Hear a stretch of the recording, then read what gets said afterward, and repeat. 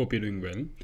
In today's video, we'll be discussing about a stock in news, which is oil and natural gas.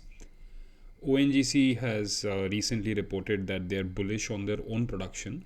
And if the management itself reports that they're bullish on their own production, then I think that should be construed as a positive news.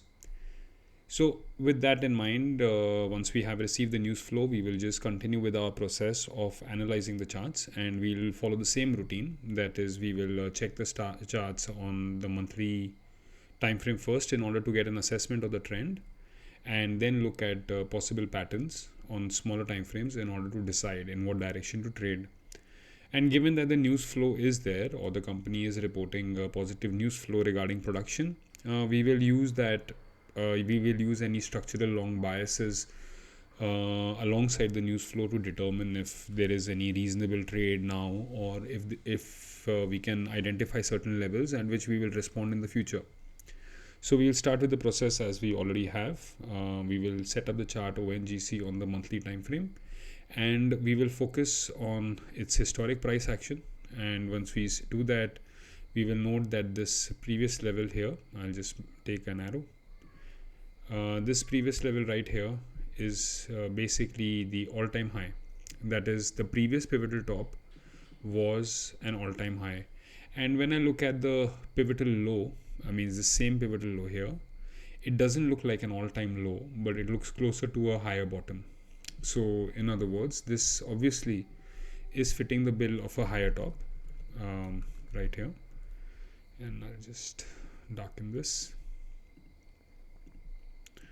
Okay, and this one feels like a higher low right here. So in other words, whenever we have a higher top, higher bottom formation, and if we are having those formations at all-time high levels, then we can be very confident that this is a structurally uptrending stock. And the minute we have identified that the stock is structurally uptrending, we already know that we are going to look at buying the potential dip on that stock. So once we have this bias set, we'll just move on or reduce the time frame to weekly. And when we see the weekly charts, we try to observe for some obvious patterns. And what is striking is the lack of an obvious pattern, so to speak. That is, there is no real pattern. The stock, after having created a low of approximately 200, is just horizontally consolidating, which means it has been at this price of approximately 250, and we can see that this was also the price in January of 2024, which is approximately 2 years ago. The stock was valued at exactly 250. So this is obviously the characteristic of a stock which is in deep pullbacks, and the same price of 250 incidentally has also been seen 10 or 11 years ago in 2014 May. So the stock is obviously at a 10-year-old value. In terms of value, it is right up there, but in terms of price action, we can't find any meaningful trade with the exception of this obvious candle here. I mean, this clear body bullish candle which has held for a very, very long time, which makes this higher low as the most reasonable exit or the stop loss value. The other level at which one could contemplate is something like this here on these levels, that is at around 230, but 230 looks like a entry support than an exit value. So I think that based on the fact that this chart is not forming any price action, like there is no clear dominant price action pattern, but what is forming is a candlestick pattern. If there are people who are fundamentally bullish on the stock, they will, I think, a reasonable exit is 200 or 215. That is, this stock warrants a deep stop loss. And the reason why one could be excited in trying to take a position on this stock is because 2015 also had this exact value of 250. So 2014 May was also when the stock hit this value of 250 for the first time. So in 10 years, approximately zero returns, a huge saucer, but this is all happening on the monthly, and the management showing bullishness on overall production makes me want to buy this stock with a very deep stop loss. And obviously, now let's take the example. Let's say two traders decide to risk rupees 100, for example. So the risk amount is rupees 100.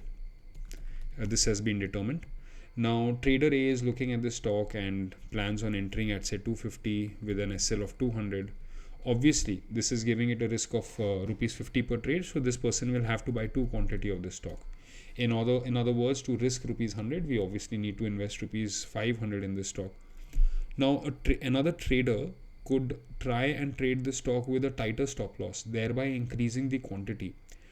But such a chart does not excite me enough to do that. In other words, the only reason why I would be looking at such a chart is because I want stability in my portfolio.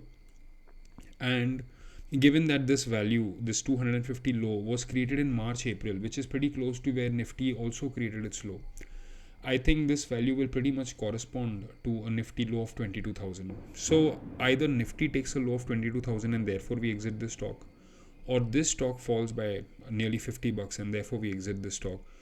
But the idea being that this stock, very mild quantity, can be bought in, because essentially we are looking at a stock priced at the same value as back in 2015, and the sector is not very bearish. So in other words, it's a reasonably okay stock, like bullish weak stock. I mean, if I had to obviously look at, say for example, a stock like this is Hindustan Petroleum. This is also from the Nifty energy sector. This one is creating all-time highs. This is highly overbought. This is a momentum stock.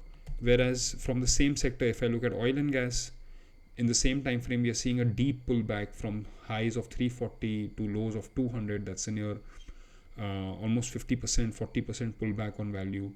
And it has been pulling back almost pretty much since last August. So while we know that Nifty is pretty close to its life high, this stock is only proving the previous support. So such a price action seems less exciting. It seems like a person should just take up mild positions, if at all they're interested in the stock, and if they were anyways planning to buy the stock. It seems like a value trade, and nothing too concrete in terms of trading it on the shorter time frame as such is available, with the exception of a bullish candlestick, which is all that we are holding in this. So all in all, I would rate this maybe 3 out of 10 in terms of taking position, simply because there exist better stocks in this sector which one could consider. For example, HPCL, like we discussed, has broken out. Then something like a BPCL is breaking out. So when all of this is happening in the market, do we necessarily want to be on this stock? It's a matter of taste. It's a matter of preference. The intention, of course, is to be able to train ourselves to distinguish between these different types of stocks as soon as we see them. And as our trading style, as our practice refines, we would consolidate on type of stock that we want to extensively trade. So with that, I hope that we have discussed a few new points on this. And thank you for your time, and I'll see you soon.